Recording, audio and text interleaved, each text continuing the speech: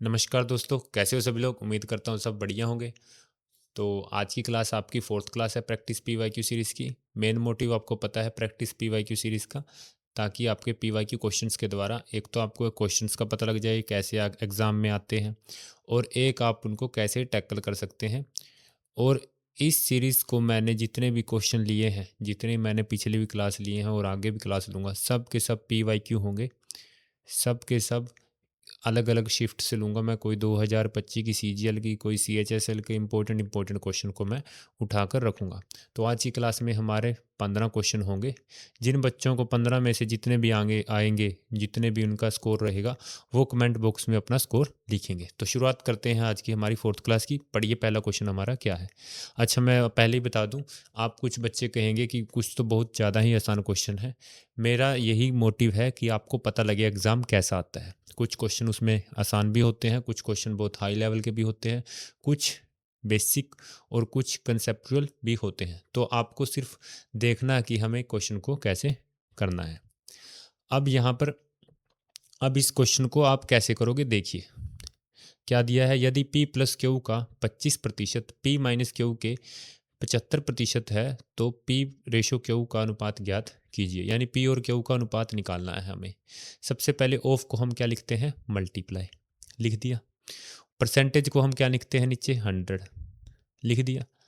दिमाग में करना है हमें, 100 से 100 कट गया, 25 से 3 पे कट गया। अब ये 3 अंदर मल्टीप्लाई होगा इसके साथ, तो क्या आ जाएगा 3p माइनस 3q, जो कि किसके इक्वल होगा, हमारा p प्लस क्यू के। अब p और q को एक तरफ ले लो, ये q वाला इधर आ जाएगा, 4q बन जाएगा, और ये p माइनस इधर होके 2p बन जाएगा। 2 से 2 पे गया, और p और q का रेशो क्या आ जाएगा, p और q का रेशो हमारा आ जाएगा 2:1। ये क्यू हमने नीचे ले लिया, तो 2:1 हमारा रेशो आ जाएगा। तो आप ऑप्शन बी टिक करोगे। तो आप इसे आसानी से कर सकते थे, ज़्यादा डिफिकल्ट क्वेश्चन नहीं था। आप सीधा दिमाग में ही सोचेंगे जब ये क्वेश्चन देखेंगे। एक बार और बता देता हूँ मैं, देखो यहाँ से देखेंगे तो आप इसे कैसे करोगे। आप देखते ही करोगे परसेंटेज से, सर परसेंटेज कट गया, 25 से 3 पे कट गया, ये 3p अंदर मल्टीप्लाई हुआ और ये इसके साथ माइनस हुआ तो 2p, ये 3 अंदर मल्टीप्लाई हुआ माइनस 3q, इधर आके प्लस होगा 4q, तो ये इसके इक्वल हो गया, 2 से 2 पे कट गया, सीधा रेशो लिखेंगे। ऐसे करना है एग्जाम में। तो चलिए नेक्स्ट क्वेश्चन पे चलते हैं। पढ़िए क्या है सेकंड क्वेश्चन। ये भी रेशो से है हमारा क्वेश्चन, बस इसमें क्या है हमारा, सिक्कों से। बहुत इंपॉर्टेंट क्वेश्चन है, अभी भी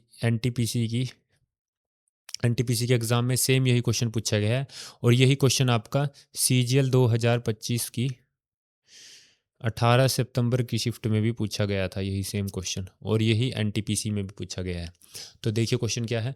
एक बैग में 2:3:4 के अनुपात में 5, 2 रुपये और 1 रुपये के सिक्के हैं। यदि बैग की कुल धनराशि 200 रुपये है, तो प्रत्येक प्रकार के सिक्कों की संख्या ज्ञात कीजिए। हमें सिक्कों की संख्या निकालनी है। सबसे पहले एक चीज़ ध्यान रखिएगा, हमें क्या ध्यान रखनी है, हमें क्या दिया है, जो दिया है उसी हिसाब से हम क्वेश्चन को करेंगे। सिक्कों के जब भी क्वेश्चन करने हैं तो हमें उसी हिसाब से करने हैं। अब हमें संख्या का अनुपात दिया है, किसका अनुपात दिया है, संख्या का। एक बार ध्यान से देखिए, फिर से आप इसे उड़ाकर फेंक सकते हैं। संख्या का अनुपात देखिए, 2:3:1 दे दिया है, और हमें राशि दी है, सिक्कों की राशि या मूल्य। ठीक है, कितना दिया है, 5 रुपये के 2 अनुपात में है, 5 रुपये के सिक्के 2 के अनुपात में है, 2 रुपये के सिक्के 3 के अनुपात में है, और 1 रुपये के सिक्के 1 के अनुपात में है। ये भी आपको पता लग गया। अब उसे कुल धनराशि कितनी बनी है, 200 रुपये। कुल धनराशि, यही चीज़ देखने की है। गिवन क्या है, कुल धनराशि। जिस बच्चे को ये पता लग गया ना भी ये गिवन क्या है, कुल धनराशि है, कुल धनराशि यानी 200 रुपये। अब मैं आपसे कहूँ मेरे पास कुल 200 रुपये हैं, मैंने कहा मेरे पास कुल 200 रुपये हैं, ध्यान से समझिएगा। मेरे पास कुल 200 रुपये हैं, और मेरे पास 200 रुपये जो हैं सब के सब 10 के नोट में हैं, मतलब 10 रुपये के नोट में है। अभी 10 रुपये के नोट के हिसाब से मेरे पास 200 रुपये हैं, तो मेरे पास संख्या कितनी होगी, नोटों की संख्या कितनी होगी। आप क्या करेंगे, 200 को 10 से डिवाइड करके क्या कहेंगे, 20 नोट हैं सर आपके पास, तभी तो 200 रुपये बनेंगे 10 रुपये के नोट के हिसाब से। यानी जो कुल धनराशि होती है वो क्या होती है, संख्या मल्टीप्लाई मूल्य, वो क्या बनती है? कुल धनराशि। बस ये चीज़ आपको ध्यान रखनी है, कैसा भी क्वेश्चन आ जाए सिक्कों का आप आसानी से कर पाओगे। ये तभी ध्यान होगी जब आपको पता होगा भी कुल धनराशि हमारी बनी कैसी है। अभी मैंने बताया भी मेरे पास 200 रुपये हैं और जितने जो भी मेरे 200 रुपये हैं ना वो 10-10 के नोटों में बटे हुए हैं। इसका मतलब मेरे पास 200 रुपये में कितने 10-10 के नोट होंगे? आप कहोगे सर 20। वैसे अगर मुझे कुल धनराशि बनानी हो तो मेरे पास अब यहाँ लिखूँ मैं 10 नोट हैं, यानी नहीं 20 नोट हैं 10-10 के, 10-10 के हैं मूल्य। तो अब दोनों को मल्टीप्लाई करूँ तो मेरे कुल धनराशि क्या बन गई? 200 रुपये। यानी अब यहाँ देखिए ध्यान से, अब ये चीज़ तो आपको नोट रखनी है, ये मैं आपको स्टार लगा रहा हूँ इस पे। अब यहाँ पे देखिए ये हमारा क्या बना फिर, अगर मुझे धनराशि निकालनी है, धनराशि निकालनी है हमारी, तो 5 दूनी 10 अनुपात 6 अनुपात 1 मल्टीप्लाई कर लिया दोनों, यानी ये हमारी धनराशि का अनुपात है, ये हमारी धनराशि का अनुपात है। यानी 3 दूनी 5 दूनी 10, हाँ 1 1, ये हमारी क्या है? धनराशि का अनुपात है। यानी ये 10 16 और 17, 17 यूनिट किसकी वैल्यू है? 200 की वैल्यू क्या है? 17 यूनिट। अच्छा ये 4 है, मैं भी कहूँ ये 4 है, तो 4 एकम 4 आएगा, तो ये हमारी 20 यूनिट, 20 यूनिट आई। और 20 यूनिट किसकी है? धनराशि की है, यानी ये 200 रुपये के हमारे बराबर है। यानी 200, 20 यूनिट की वैल्यू क्या है? 200। हमें निकालनी क्या है? क्या निकालनी है? प्रत्येक प्रकार के सिक्कों की संख्या, यानी इसकी वैल्यू निकालनी है। पहले 2 की निकाल लो या 1 यूनिट की वैल्यू निकाल लो। हमारी 20 यूनिट की वैल्यू 200 रुपये है, तो 1 यूनिट की वैल्यू हमारी क्या होगी? कट जाएगा इससे, 10 10 होगी 1 यूनिट की वैल्यू, तो 10 दूनी 20, 10 तिया 30 और 10 चौके 40। तो हमारे संख्या का अनुपात क्या होगा? 20 30 और 40, 20 30 और 40। तो आंसर आप ये टिक कर देंगे। उम्मीद करता हूँ आपको ये समझ में आया होगा कैसे हमारी कुल धनराशि बनती है। कुल धनराशि हमारी संख्या, जितने हमारे नोट हैं या सिक्के हैं, मल्टीप्लाई जितना उनका मूल्य है। यानी मेरे पास अगर 20 रुपये है और मैं 1-1 रुपये के सिक्के कहूँ तो मेरा मूल्य 1 रुपये, और संख्या कितनी बनेगी फिर? 20, 20 एकम 20। तो उम्मीद करता हूँ ये समझ में आया होगा। चलिए नेक्स्ट क्वेश्चन पे चलते हैं। पढ़िए क्वेश्चन अगला क्या है। एक दुकानदार ने एक घड़ी का मूल्य 800 रुपये अंकित किया, यानी मार्क प्राइस क्या दिया है? 800 रुपये। उसने इसे 15% छूट देकर बेचा। अब 800 रुपये दे रखे थे, उस पर क्या किया? 15% का डिस्काउंट दे दिया। अब 800 का 15% हमारा कितना होगा? 800 का 15% कितना होगा? निकाल लोगे। 15 अठे कितना होता है हमारा? 120। तो यानी उसने 800 रुपये की चीज़ को 120 रुपये कम करके कितने का बेचा? 680 रुपये का उसने से सोल्ड किया है। If his profit on sale, यदि बिक्री पर उसका लाभ 20% है, मतलब 680 रुपये बेच के उसे कितने का लाभ हुआ? 20% का क्या हुआ? प्रॉफिट हुआ। 680 पे बेच के भी उसे 20% का प्रॉफिट हुआ। तो हमें क्या निकालना है? क्रय मूल्य, यानी सीपी निकालना है। लेट सीपी हम क्या मान लेते हैं? 100% मान लो सीपी। सीपी को हमने क्या मान लिया? 100%। कभी भी सीपी एसपी या एमपी के क्वेश्चन करते हैं हम, क्रय मूल्य, विक्रय मूल्य या अंकित मूल्य, ऐसे क्वेश्चन करते हैं हम 100% मानकर क्वेश्चन को करें तो बहुत आसानी से हमारा क्वेश्चन निकल कर आ जाता है। अब ये देखो 100% हमने माना सीपी को। अब सीपी पर कितने परसेंट का प्रॉफिट हुआ? 20% का। यानी ये कितने की वैल्यू बन गई हमारी एसपी? 120% की। यानी जो 680 है वो 120% की वैल्यू है। हमें कितने की निकालनी है? कॉस्ट प्राइस निकालना है हमें, यानी 100% की। तो जितने की निकालनी होती है उससे हम क्या करेंगे? गुणा। 0 से हमारा 0 कट गया, 4 से 3 पे, 4 से 1 7, तो क्या आ जाएगा? 1700/3। यानी ये हमारा कटेगा 5 6, यानी 56 से शुरू होगा। ये भी नहीं है, ये भी नहीं है, सीधा ये करेंगे। पूरा निकालने की जरूरत नहीं है, आंसर हमारा क्या आ जाएगा? सी आ जाएगा। तो उम्मीद करता हूँ ये आया होगा समझ में। ये तो हमारा हो गया इसका बेसिक कंसेप्ट, जो आप कर सकते हो, ये भी इतना समय लेने वाला नहीं है। अच्छा, अब इसी में अगर मैं यहाँ एक चुटकियों में कर डालूँ इस क्वेश्चन को, एक हमारा रिलेशन याद रखना है हमें, ये मैं लिख देता हूँ यहाँ पे, बहुत इंपॉर्टेंट है। मैंने कई शिफ्टें आपकी एनालाइज की हैं एग्ज़ाम की, अब की बार 2025 की भी, और मैंने देखा भी ये क्वेश्चन तो ना ज़्यादातर पूछा ही जा रहा है। देखिए वो किस कंसेप्ट पे बेस है हमारा, एमपी और सीपी का रिलेशन ध्यान रखना है। MP mark price upon CP cost price, हमारा क्या होता है 100 प्लस प्रॉफिट के लिए, अगर लॉस हुआ है तो माइनस, प्लस या माइनस प्रॉफिट और लॉस अपॉन 100 माइनस डिस्काउंट। ये हमारा होता है रिलेशन मार्क प्राइस और कॉस्ट प्राइस में। अब देखो मैं यहाँ पर लिखता हूँ जो जो मुझे गिवन है। एमपी मुझे गिवन है 800, लिख दिया।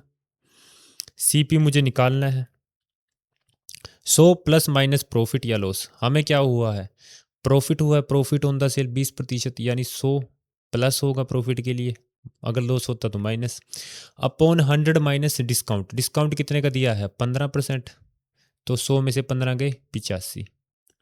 तो यहाँ से हम अगर सीपी की वैल्यू निकाल लें तो क्या है आएगी, क्रॉस मल्टीप्लाई कर दो, 800 गुना 85 85 अपॉन 120, जीरो से हमारा जीरो पे गया, 4 से 3 पे,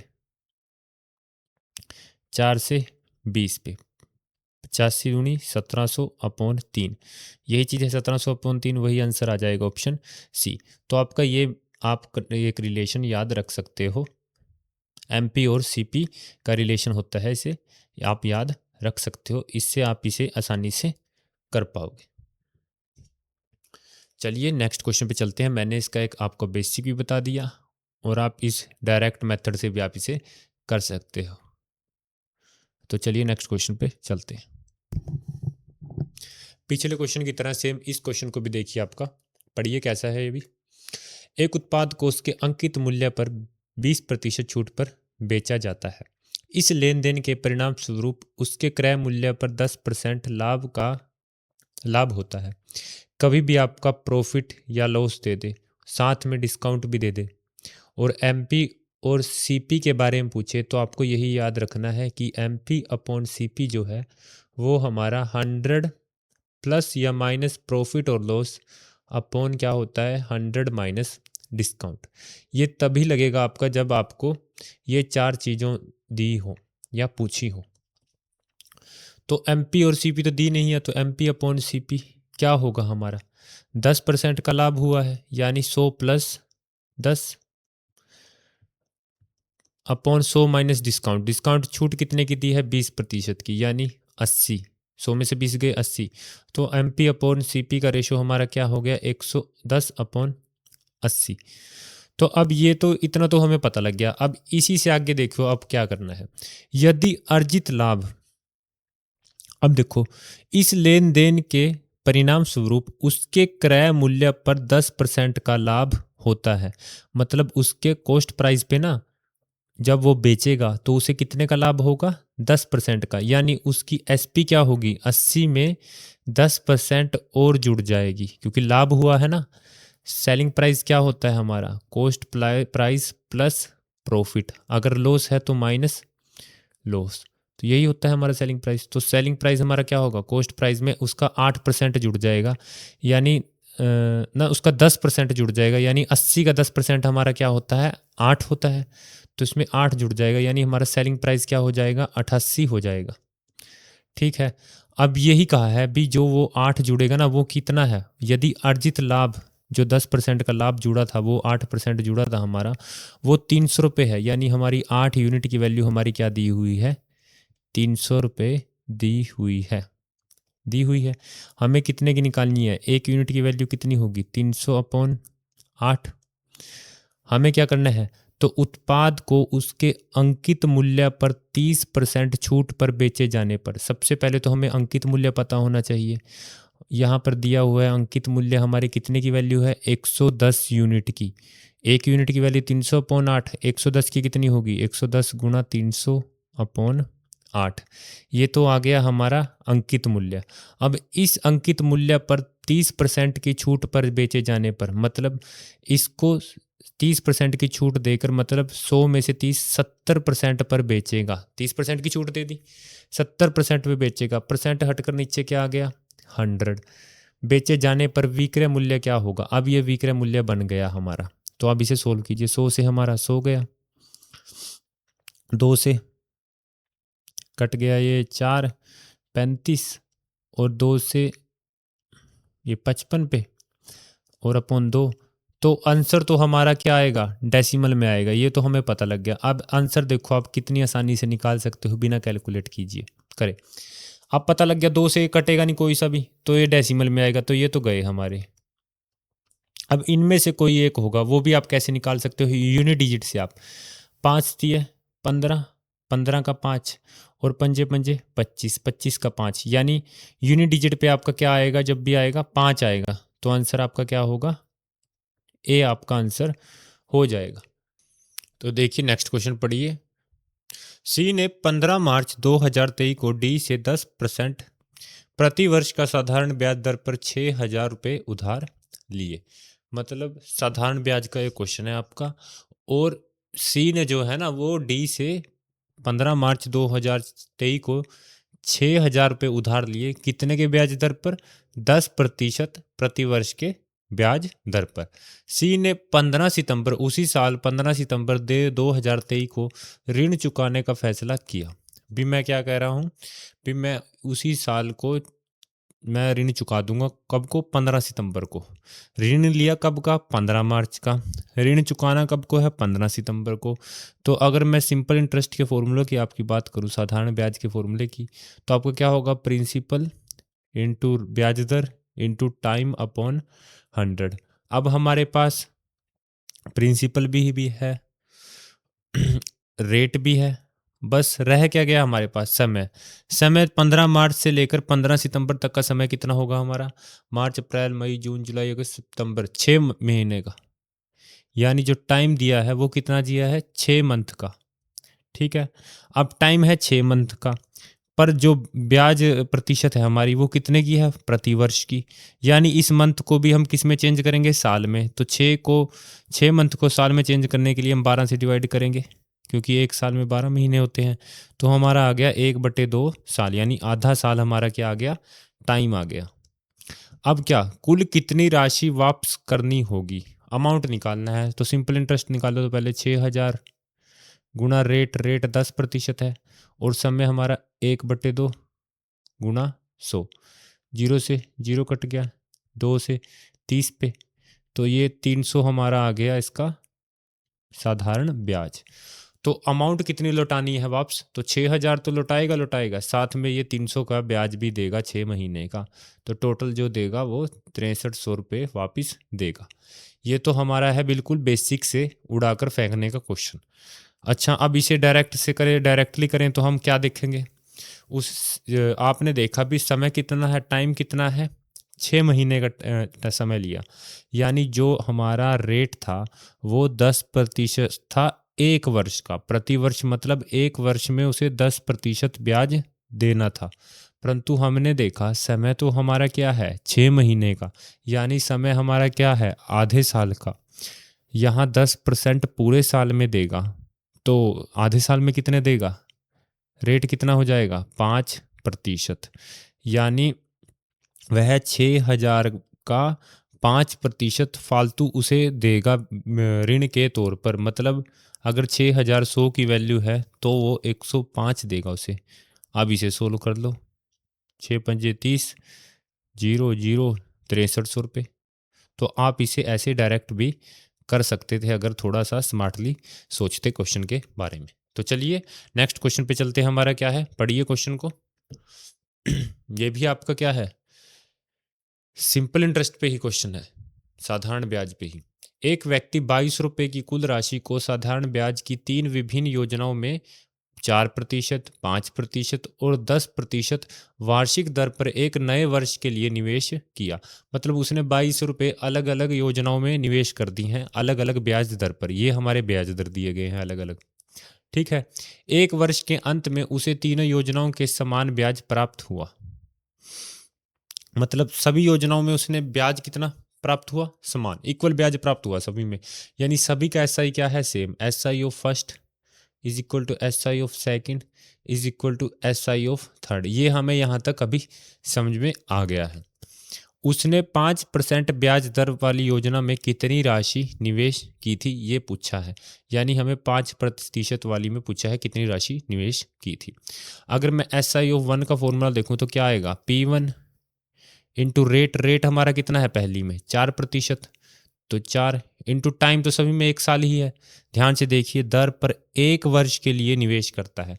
तो एक को मल्टीप्लाई करो या ना करो, बात वही है, तो इसे लिखने की जरूरत ही नहीं है हमारी। ठीक है, नीचे क्या आएगा? 100। ऐसे ही एस आई टू P2 5% है अपॉन 100। ऐसे ही तीसरी स्कीम के लिए 10% ब्याज दर है, P3 इंटू 10% अपॉन 100। ऐसे ही 100 से सारे 100 कट गए, और इन पर भी प्रतिशत था, ये प्रतिशत से सबके प्रतिशत कट गए हमारे।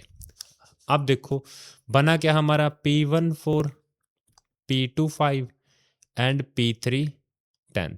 अब इसका रेशो देखो कैसे बनाएंगे। सबसे पहले तो ये काट लेते हैं जितना कटता है। नहीं कट रहा है, ये रहने दो। तो अब इसका रेशो देखो आपको कैसे बनाना है। P1 ratio P2 ratio P3 आपको कैसे बनाना है। अगर P1 का रेशो लेना है तो P1 के इस 4 को छोड़कर इन दोनों को मल्टीप्लाई करके लिखेंगे। यानी P1 को छोड़कर P2 और P3 को मल्टीप्लाई करके लिखेंगे।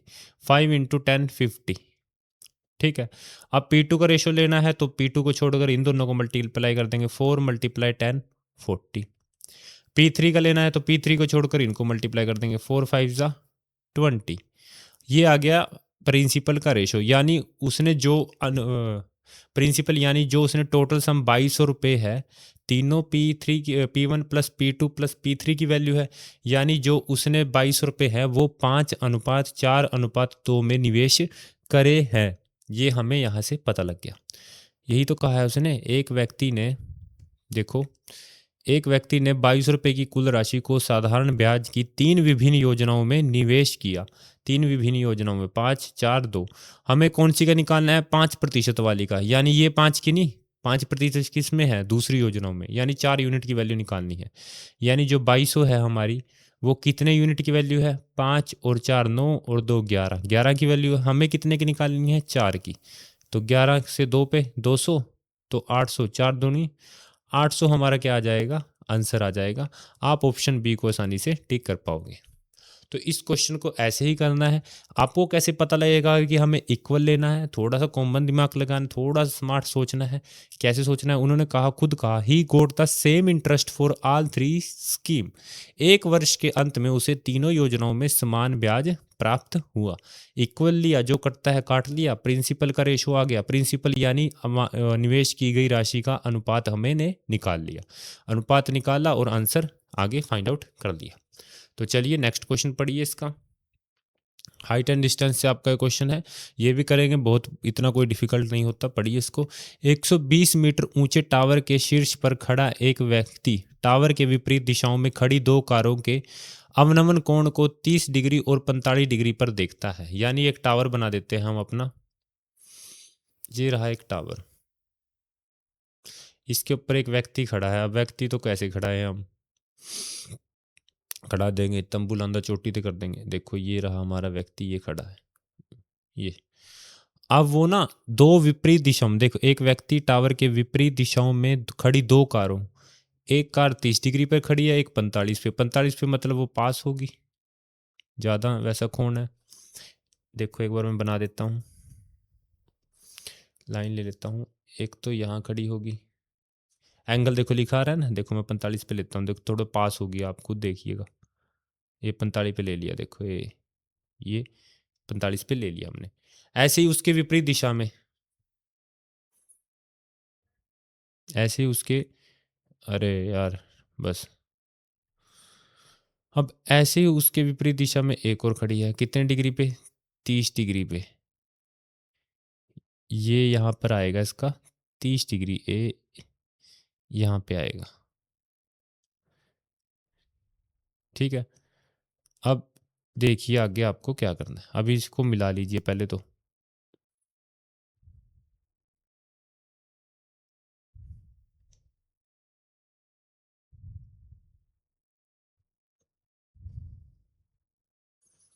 इससे ठीक तो मैं ऐसे ही मिला देता ऐसे। देखो एक सेकंड एक बार और। चलो ऐसे मान लो ये यहाँ पे कार खड़ी है। सीधी लाइन देखो क्या बढ़िया लगी। ये तो ये तो हमारा है 45 डिग्री, कोई सा भी मान लो, कोई बड़ी बात नहीं है, आपको इतना उलझना नहीं है। ये 30 डिग्री है। पर देखता है दोनों कारों के बीच की दूरी ज्ञात कीजिए। खंबे की ऊंचाई कितनी है? 120 मीटर ये खंबे की ऊंचाई है। अब हमें, या मैं इसे ट्रायंगल मान लूँ, ABCD, मैंने 3 ट्रायंगल, आप क्या ट्रायंगल मान ली। सबसे पहले मैं एक ट्रायंगल ABC को लेता हूँ, इस वाले को, इस वाले ट्रायंगल को लेता हूँ, इस वाले को। ठीक है। अभी इन ट्रायंगल ABC को देखिए, मुझे ना आपको ये बेसिक से समझाने में ज़्यादा सही रहेगा, क्योंकि आपको कंसेप्ट क्लियर होना चाहिए। बी होता क्या है। अब यहाँ पर ये परपेंडिकुलर, यानी ये पूरी परपेंडिकुलर हाइट दी है। हमें तो इन दोनों के बीच की दूरी निकालनी है कारों की। एक कार तो यहाँ खड़ी है और एक कार यहाँ खड़ी है, यही तो कहा गया है। तो इसका मतलब यहाँ से यहाँ तक की दूरी मैं निकाल सकता हूँ। अगर मैं आपको कलर चेंज करके दिखाऊं, तो यहाँ से लेकर यहाँ तक की मैं दूरी निकाल सकता हूँ। वो कहोगे सर, वो आप कहोगे सर वो कैसे निकलेगी। वो आपकी निकलेगी, आपको अगर याद हो, मैंने पहले भी कराया था आपका, पंडित बद्री प्रसाद हर हर बोले। और जिन बच्चों का हिंदी में लाल कक्का, उनके लिए लाल कक्का। इसका मतलब क्या है? परपेंडिकुलर अपॉन बेस, ये तो होता है हमारा टेन थीटा, यानी ये भी लंब अपान आधार, ये हमारा क्या होता है? Tan theta. और बेस अपॉन हाइपोटेन्यूज ये हमारा होता है कोस थीटा। और परपेंडिकुलर अपॉन हाइपोटेन्यूज ये हमारा होता है साइन थीटा। और थीटा हमारा है एंगल, जो एंगल गिवन होगा उसकी वैल्यू। ऐसे ही आधार बटे कर्ण हमारा क्या होता है? Cos theta. और लंब बटे कर्ण हमारा होता है साइन थीटा। अब यहाँ पर हमें क्या निकालना है? हमें निकालना है आधार, आधार या बेस। बेस निकालना है। गिवन क्या है हमें? परपेंडिकुलर या लंब हमें गिवन है। तो ऐसे इसमें से कौन सा देखो रिलेशन बन रहा है जिसमें लंब और आधार दोनों हो। तो परपेंडिकुलर और बेस किस में है? सिर्फ टेन थीटा में। लंब और आधार किस में है? टेन थीटा में। यानी यहाँ पर हमें क्या लेना है? टेन थीटा किसके बराबर है? परपेंडिकुलर अपॉन बेस, यानी परपेंडिकुलर हमारा 120 है, बेस हम क्या मान ले? एक्स मान लें। टेन थीटा, थीटा कितना है हमारा यहाँ पे? 45 डिग्री। थीटा कितना है हमारा? 45 डिग्री। यानी मैं यहाँ टेन 45 लिख सकता हूँ। ये मुझे समझाने के लिए इतना समय लग रहा है, वरना इसका आंसर तो मुझे दिखाई दे रहा है। ये है आपका इसका आंसर, अगर मैं आपको कहूँ तो टेन 45 120 अपॉन एक्स। अब टेन 45 की वैल्यू क्या होती है? अगर मैं आपको टेन की वैल्यू लिखाऊं तो बहुत आसान लगेगा आपको। देखो कैसे लिखनी है। टेन की 30 डिग्री की वैल्यू, तीन ही इंपॉर्टेंट है आपकी, एक 60 डिग्री की और एक 90 डिग्री की। 30 के लिए आपको 1/√3 याद रखना है। 90 की नहीं, सॉरी, 45 आएगा बीच में। 45 आएगा यहाँ पे, देखिए 30, 45 और 60 डिग्री। 30 के लिए 1/√3, 45 के लिए एक, और 60 के लिए √3। बस इसका रेसिप्रोकल है 60। ये 1/√3 है, तो ये कितनी होगी? √3। तो यहाँ टेन 45 की मुझे क्या लिखनी है वैल्यू? एक। यहाँ मैंने क्या लिखा? एक, 120 अपॉन एक्स। ऐसे यहाँ पे मल्टीप्लाई हो जाएगा डिवाइड में, तो एक्स की वैल्यू क्या आ जाएगी? 120। यानी आपने यहाँ तक की वैल्यू निकाल ली, जो ये ग्रीन ग्रीन वाला है, सिर्फ इसकी वैल्यू निकाल दी। कितनी आई है? 120। अब लो ये दूसरा ट्रायंगल, अब लो ये दूसरा ट्रायंगल। देखिए मैं ये दूसरा ट्रायंगल लेकर देख दिखाता हूँ आपको। अब ये ले रहे हैं हम, ये वाला ट्रायंगल। इसमें भी आपको क्या लेना होगा? आधार निकालना होगा। ये पिंक में है, यही तो निकालना है। इसे मैं वाई मान लेता हूँ, ये निकालना है। तो लंब बटे आधार, वो भी क्या इसमें लगेगा? टेन 30 में। टेन थीटा में होता है लंब बटे आधार, या परपेंडिकुलर अपॉन बेस। परपेंडिकुलर 120 और बेस हमें वाई मान रखा है। टेन 30 की value 1/√3 is equal to 120 upon Y. Cross multiply कर दो, y की वैल्यू क्या आ जाएगी? 120 इंटू √3। तो हमें क्या निकालना है? दोनों कारों के बीच का डिस्टेंस। तो वो क्या हो जाएगा? y जमा x। तो जोड़ दो दोनों को, 120 जमा 120 √3। कॉमन क्या आ रहा है? 120। तो अंदर क्या बच गया? √3 जमा 1, जो कि आपका आंसर ऑप्शन डी है। तो उम्मीद करता हूँ आपको ये समझ में आया होगा। अच्छा, ये समझ में आया है तो एक बार और देखिए, मैं अगर मैं डायरेक्ट करूँ तो कैसे करूँगा। मैंने देखा भी एक व्यक्ति 120 मीटर ऊंचे टावर पर खड़ा है, 120 मीटर ऊंचा टावर है, ठीक है। दोनों तरफ विपरीत दिशाओं में, दोनों तरफ यानी इधर भी एक कार खड़ी है और इधर भी एक कार खड़ी है, और दोनों का कोण क्या बन रहा है, एक का 45 बन रहा है, एक का क्या बन रहा है, 30 बन रहा है, बन रहा है कौन, 130 डिग्री और 45 डिग्री पर देखता है। दोनों कारों के बीच की दूरी ज्ञात कीजिए। ये दूरी निकालनी है हमें और एक ये दूरी निकालनी है। मैंने यहाँ देखा परपेंडिकुलर दे रखा है, बेस निकालना है तो 10 लगेगा। 10 45 हमारा क्या होता है, परपेंडिकुलर अपॉन बेस, तो यानी 120 बटे एक्स किसके बराबर है, एक के। 10 45 एक होता है तो एक्स किसके बराबर होगा, 120 के। ऐसे ही 120 अपॉन वाई, यहाँ वाई मान रहा हूँ मैं, 120 अपॉन वाई किसके बराबर है, 10 30 के, यानी 1/√3 के। तो वाई की वैल्यू क्या आएगी, 120√3। दोनों को जोड़ेंगे क्या आएगा, 120 जमा √3 प्लस 1।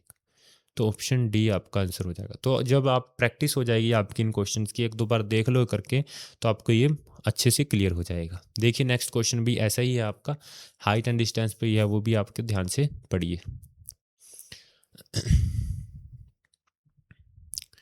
पढ़िए ये भी, क्वेश्चन को ध्यान से पढ़ेंगे तो ये भी हो जाएगा बहुत आसानी से क्वेश्चन। अच्छा, एक प्रैक्टिस हो जाएगी आपकी ये पिछले क्वेश्चन की।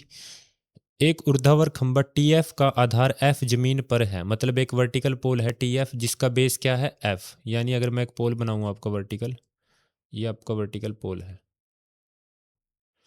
ठीक है। ये क्या है, टी, और जिसका बेस क्या है, एफ, जो है ग्राउंड पे है। From a point A 25 metre from F, मतलब एक एफ से 25 मीटर दूरी पर एक बिंदु ए, एक बिंदु ए मान लो, और इनके बीच की दूरी क्या दे रखी है, 25 मीटर, 25 मीटर इनके बीच की दूरी है। टी का कोण एक्स है। यहां से अगर मैं कोण बनाऊं तो कितने डिग्री का कोण बन रहा है, एक्स डिग्री का हमारा कोण बन रहा है। ऐसे ही एफ से 75 मीटर की दूरी पर ए के समान रेखा में ही, ए के समान रेखा में ही 75 डिग्री की दूरी पर, मतलब उससे ज़्यादा दूर होगा, यहाँ तक मान लो। तो ये कितना मान लिया मैंने, 75 मान लिया। कोई एग्जैक्ट वैल्यू, एग्जैक्ट डायग्राम बनाने की जरूरत नहीं है आपको, तो आंसर देना है जल्दी से। तो दूरी पर दूसरे बिंदु बी, ये बिंदु क्या मान लिया, बी। टी का कोण यहाँ पर कितना बन रहा है, वाई डिग्री बन रहा है, बना लिया। यदि खंबे की ऊंचाई 25√3 है, खंबे की ऊंचाई कितनी दे दी, 25√3, तो एक्स डिग्री और वाई डिग्री का मान ज्ञात कीजिए। इन दोनों कोणों का मान ज्ञात कीजिए। वैसे तो आंसर मुझे डायरेक्ट ही दिखाई दे रहा है, तो पर आपके लिए मैं ये कर देता हूँ, इतनी कोई बड़ी बात नहीं है। देखिए कैसे करेंगे इसे, पढ़िए क्वेश्चन को। अब यहाँ पे देखिए, लंब दिया है हमें, यानी परपेंडिकुलर दिया है, आधार भी दिया है। अगर मैं इस ट्रायंगल को लूँ, पहले वाले को, आपको छोटे वाले ट्रायंगल को, तो लंब भी दिया है, आधार भी दिया है। तो रिलेशन ले लो, 25 लंब बटे आधार, 25/25 किसके बराबर होगा हमारा, tan थीटा के। अब 25 से 25 कट गया, √3 क्या आ गया, tan थीटा। tan थीटा आपका √3 कब होता है, अभी कराया मैंने पिछले क्वेश्चन में। tan थीटा हमारा √3 कब होता है, देखो 30 डिग्री पर tan थीटा कितना होता है, 1/√3। 45 डिग्री पर tan थीटा हमारा कितना होता है, 1। और 60 डिग्री पर हमारा क्या होता है, √3। यानी थीटा की वैल्यू यहाँ से क्या आई, थीटा कितना है हमारा, x डिग्री, यानी x डिग्री की हमारी वैल्यू यहाँ तक कितनी आई, 60 डिग्री। तो चलो हमने x की वैल्यू तो निकाल ली, x हमारा क्या आ गया, 60 डिग्री। ऐसे ही फिर से लो, 25 परपेंडिकुलर अपॉन बेस, बेस अब कितना है पूरा, बाहर वाले ट्रायंगल वाई तक, बी तक 75 मीटर, यानी 25√3 upon 75 is equal to 10 Y degree. अब की बार वाई डिग्री है, 25 दिए 75, और 3 को मैं क्या लिख सकता हूँ, √3, √3, √3 से √3 कट गया, तो क्या आ गया, 1/√3। 10 हमारा 1/√3 कब होता है, आप कहेंगे सर 1/√3 हमारा 30 डिग्री पर होता है, यानी y की वैल्यू क्या आ गई, 30 डिग्री।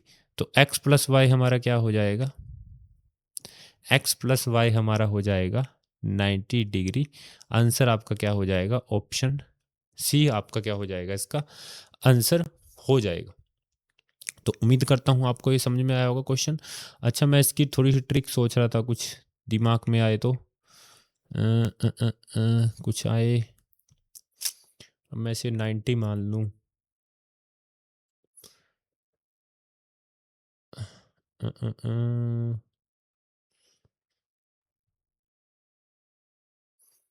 90 मान लूँ तो t plus x plus 90 180। x की वैल्यू यहाँ से क्या आएगी? 90 माइनस टी। चलो छोड़िए इसे, बहुत समय लग जाएगा। चलिए नेक्स्ट क्वेश्चन पे चलते हैं। मिड पॉइंट निकालना है, तो सिंपल सा ही क्वेश्चन है। हमें मिड पॉइंट आपको पता होना चाहिए क्या होता है। मिड पॉइंट यानी बीच का point. Find the mid point of segment 3,4 and 7,8। Mid point देखो अब आपको कैसे निकालना है, मध्य बिंदु आपको कैसे निकालना है। चलिए मैं एक छोटा सा आपको एक क्वेश्चन देता हूँ। 8 और 20 के बीच का मिड पॉइंट निकालिए। मिड नंबर क्या है? मिड नंबर ही निकालिए। आप कैसे निकाल लोगे? अब कुछ बच्चे यहाँ पर उंगलियों पे कैलकुलेट कर रहे होंगे भी आपका इसका मिड नंबर क्या होगा। पर इसका तरीका क्या है? दोनों को प्लस कीजिए और 2 से डिवाइड कीजिए। 28 जोड़ा और 2 से डिवाइड किया तो आपका मिड पॉइंट क्या है? इसका 14 है। तो यहाँ भी ऐसे ही करेंगे। एक्स वाले को एक्स से जोड़कर आधा कर देंगे, 3 प्लस 7 अपॉन 2, और वाई वाले को वाई से 4 जमा 8 अपॉन 2। तो 7 और 3 10/2, 12/2। तो ये 5 आ गया और ये 6। तो हमारा मिड पॉइंट क्या होगा? 5,6। तो उम्मीद करता हूँ ये भी आ गया होगा। चलिए नेक्स्ट क्वेश्चन देखिए, इसका क्या है आपका। ऐसा ही है ये भी क्वेश्चन, बट थोड़ा ये डिफरेंट है। पढ़िए इसको। त्रिभुज ए बी सी। पहले त्रिभुज बनाइए, मैंने इसलिए पहले ही ले लिया था आपका त्रिभुज। त्रिभुज ए बी सी, ये ए बी सी आपका क्या है? त्रिभुज है। A B C has it centroid at G. Centroid बता दूं मैं, ये सेंटर में होता है आपका ये सेंट्रोइड जी, जो कि इस रेखा को, अगर मैं यहाँ से एक रेखा खींचूं, यहाँ से अगर मैं आपकी एक रेखा खींचूं,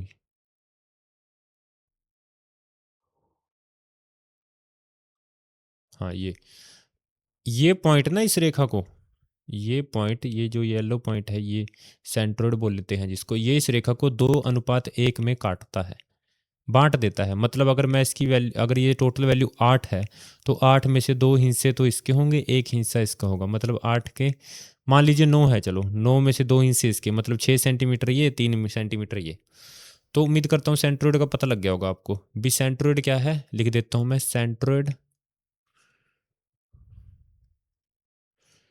डिवाइड करता है लाइन को, डिवाइड 2:1 में, बस डिवाइड द लाइन इन 2:1। आपको बस इतना ध्यान रखना है। ज़्यादा अगर मैं इसका कंसेप्ट समझाने लग जाऊँ तो बहुत समय लग जाए।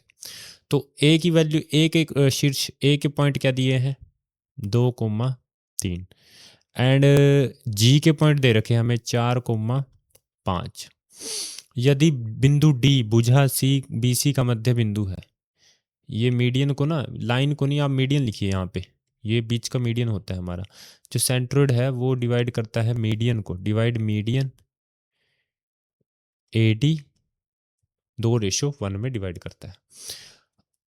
तो डी के निर्देशांक क्या होंगे? हमें डी के क्या निकालने हैं? एक्स और वाई निकालने हैं। तो कुछ बच्चों को अगर ध्यान हो, रिमाइंड करें हो थोड़ा बहुत, जिन्होंने 10th में पढ़ा हो, एक सेक्शन फॉर्मूला होता था हमारा, सेक्शन फॉर्मूला। अगर मैं इसका बिल्कुल बेसिक बताऊं आपका, तो आपका एक सेक्शन फॉर्मूला होता था। क्या होता था उसमें? उसमें आपको दो दो पॉइंट दे दिए जाते थे एक लाइन सेगमेंट पे। जैसे एक लाइन सेगमेंट है ये आपको पॉइंट दे रखे हैं, इसके x1 मान लो, y1 मान लो, इसे x2 मान लो, y2 मान लो, मान लिया। ऐसे ही यहाँ पर कोई पॉइंट दे दिया जाता था p, q, और इनके बीच की लाइन के डिवाइड दे देते थे, या 2:, में 3:2 में बांट रही है, 4:, में कितने में बांट रही है, ऐसे दे देते थे। और पूछते थे ये पॉइंट बताओ क्या है। तो उसे करने के लिए हम क्या करते थे? रेशियो को नीचे ऐड करना, रेशियो को जोड़ दिया। मान लो रेशियो हमारी m1 m2 है, तो दोनों को जोड़ देंगे और दोनों में एक बार x1 को मल्टीप्लाई करेंगे, यानी पहले वाले में x1 को मल्टीप्लाई करेंगे और दूसरे वाले में x2 को। देखो कैसे करना है। मान लीजिए रेशो क्या है, m1 m2। फॉर्मूला देखिए एक बार इसका, m1 प्लस m2 लिख दिया और ऊपर भी m1 प्लस m2 लिख दिया। याद करने का कुछ नहीं है इस फॉर्मूले, कोमा m1 प्लस m2, दोनों में ऐसे ही करना है, m1 plus m2, m1 plus m2। ठीक है, अब शुरुआत की बात है पहले की, तो पहले में x1 x2 x एक्सिस के लिए और y1 y2 y एक्सिस के लिए, बस हो गया। फॉर्मूला तो है ही नहीं है, बस ये करना है। देखो कैसे अब मैं इस क्वेश्चन को उड़ाकर फेंकता हूँ। ये है आपका सेक्शन फॉर्मूला, यानी रेशो को जोड़ेंगे। रेशो क्या है, 2:1, यानी लिखो 2+1 कोमा 2+1, ऊपर भी 2+1, 2+1 लिख दिया। एक बार x के करो मल्टीप्लाई, 2 गुणा 2 और 4। ओ सच, ये तो बीच का पॉइंट गिवन है हमें, तो हमें यानी 2 और ये लेना है, 2 गुणा करेंगे और क्या गुणा करेंगे, x, और यहाँ भी y के लिए 3y, पहले में 3 अगले में y गुणा करें। कर लो, 2 दूनी 4 जमा x अपॉन 3, 3 दूनी 6 जमा y अपॉन 3। अच्छा, इनका आंसर क्या दे रखा है, इनका आंसर क्या दे रखा है, ये दे रखा है, बीच में आंसर दे दिया है। यानी ये x की, ये 4 जमा x किसके इक्वल है, x एक्सिस के, जो कि क्या वैल्यू है, 4 है। यहाँ से x की वैल्यू निकाल लो, ये इधर मल्टीप्लाई हो जाएगा 12 और ये 4 इधर आके माइनस हो जाएगा, तो x की वैल्यू क्या आ गई, 8 आ गई। ठीक है, x की वैल्यू 8 ही आएगी ना, 4 तिये 12, 2 है दूनी 4 और x। ठीक है, बिल्कुल सही बात है। ऐसे ये देखो 6 जमा y अपॉन 3 किसके बराबर है, 5 के, तो 5 तिये 15, y की वैल्यू क्या आ जाएगी, 15 माइनस 6 यानी 9। सही भी लिया ना हमने। अच्छा, पहले सॉरी जो एक गलती हो गई है, एक मैंने लिखवा दिया, एक गलती कर दी। यहाँ पे पहले x2 आएगा और यहाँ पे x1, पहले y2 y1। ठीक है, तो यहाँ पे x2 पहले लेंगे, पहले तो लिख दो रेशो, फिर से इसी बहाने रिवीजन हो जाएगा। फिर से 2+1, 2+1 रेशो को जोड़ेंगे, 2+1 एंड 2+1। अब क्या लेंगे, x2 पहले लेंगे, यानी x और x1 बाद में, 2 y 3 कर दो, 2x जमा 2 अपॉन 3 y, 2y अब प्लस 3 अपॉन 3। ये 2x जमा 2 के आंसर क्या दे रखा है, 4, यानी ये किसके इक्वल है, 4 के, यानी ये इस किसके इक्वल है, 4 के। तो यहाँ से x की वैल्यू निकाल लेंगे, 4 तिये 12, 12 में से 2 गए 10, तो 2x किसके इक्वल आ गया हमारा, 10 के, और x की वैल्यू क्या आ गई, 5। तो ये तो ऑप्शन नहीं हो सकते, इनमें से होगा कोई। ऐसे ही y की निकाल लो, दोनों की निकालनी पड़ेंगी। ये 5 के इक्वल है, ये 5 ये 15 हो गया, 2y का ये प्लस का 3 15 में माइनस हो जाएगा 12, तो y की वैल्यू क्या आ जाएगी, 6। तो आपका आंसर क्या आ जाएगा, ऑप्शन ए। वैसे तो इसे डायरेक्ट करने की भी तरीका है एक, पर मैं नहीं चाहता भी आप इसे डायरेक्टली करो, क्योंकि कई बार क्या हो जाता है, थोड़ा गड़बड़ा जाता है सिस्टम। अगर आपको ऐसे आप अच्छे से इसे ध्यान रखोगे तो आप आसानी से इसे कर पाओगे। एक बार मैं और बता देता हूँ आपको, आपने क्या देखना है, आपको सेक्शन फॉर्मूला ध्यान रखना है। सबसे पहले तो आपको पता होना चाहिए सेंट्रोइड जो है वो मीडियन को क्या 2:1 में डिवाइड करता है, इतना पता लग गया। अगर वो 2:1 में डिवाइड करता है तो आपको अब क्या करना है,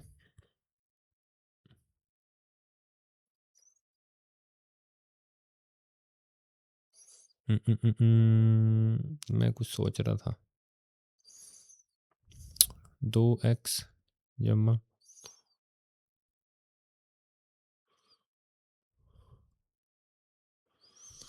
आप इसे ऐसे डायरेक्ट भी कर सकते हो। वैसे अगर मैं आपको डायरेक्ट बताऊं, ये 2 इन वालों के साथ मल्टीप्लाई होगा और ये 1 इनके साथ मल्टीप्लाई होगा, और मल्टीप्लाई करके जैसे हम मीडियन में करते हैं ना, जोड़कर आधा करके, वो किसके इक्वल होगा, इसके। देखो कैसे, 2x जमा 1 मल्टीप्लाई x वाले से मल्टीप्लाई करो 2, यानी 2 1 जा 2 आधा करके किसके बराबर होगा, इस 4 के।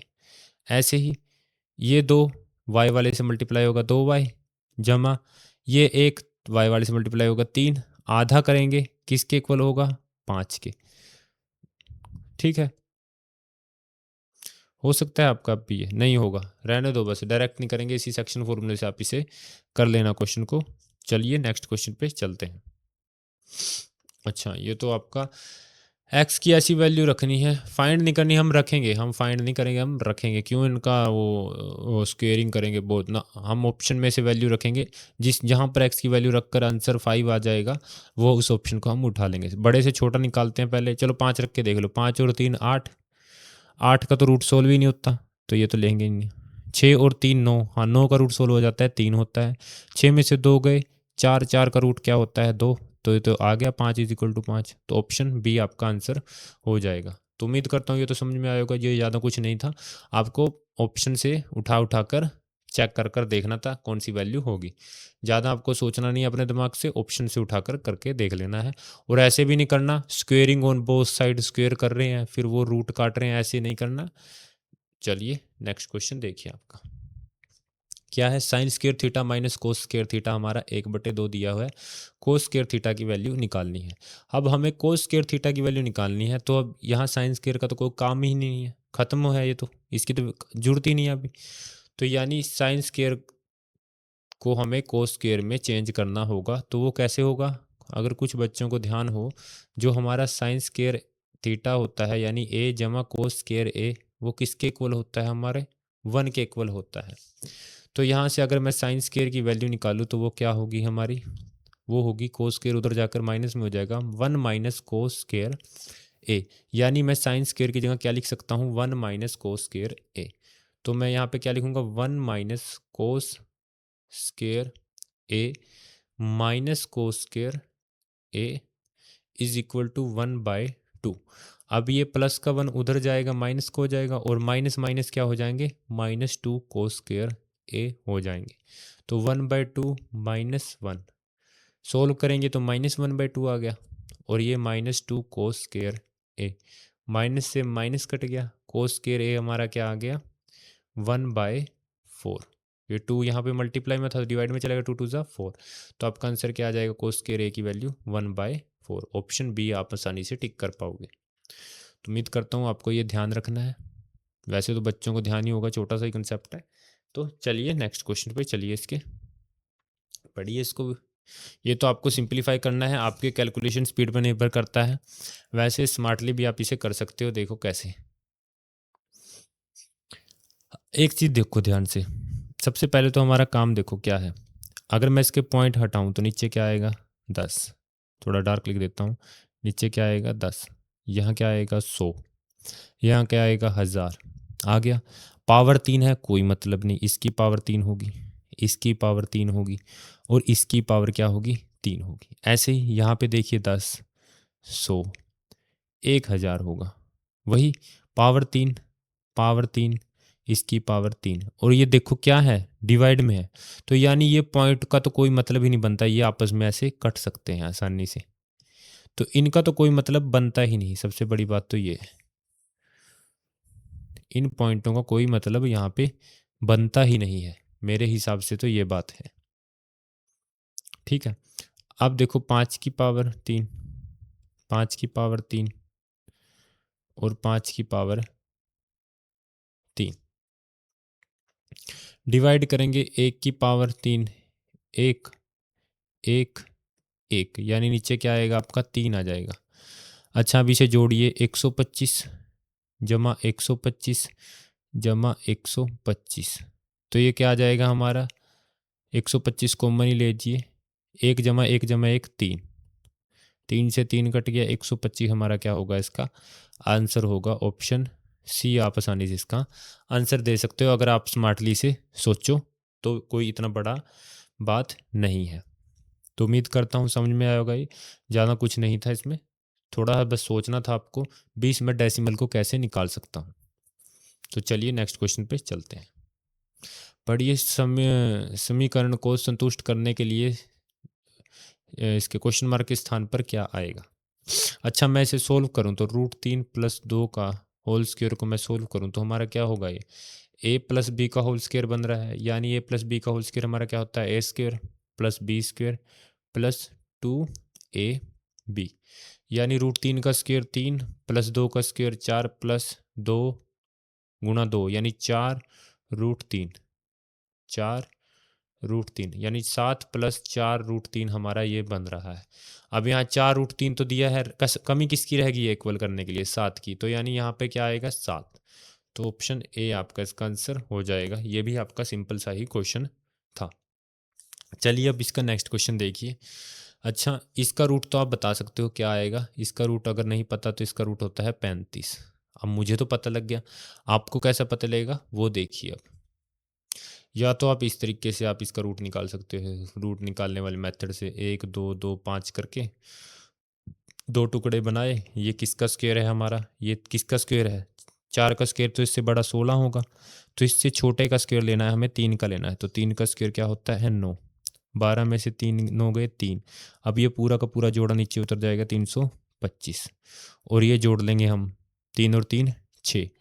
अब यहाँ पर ऐसा लेना है जिसे मल्टीप्लाई कर कर ये आए, यानी अगर मैं यहाँ भी 5 लूँ तो मुझे यहाँ भी 5 लेना है, अगर यहाँ भी 6 लूँ तो यहाँ भी 6 लेना है, यानी सेम होना चाहिए नंबर। ऐसे करते हैं रूट किसी का भी, इसकी तो जरूरत ही नहीं पड़ेगी, ये तो मैं बता रहा हूँ आपके नॉलेज के लिए।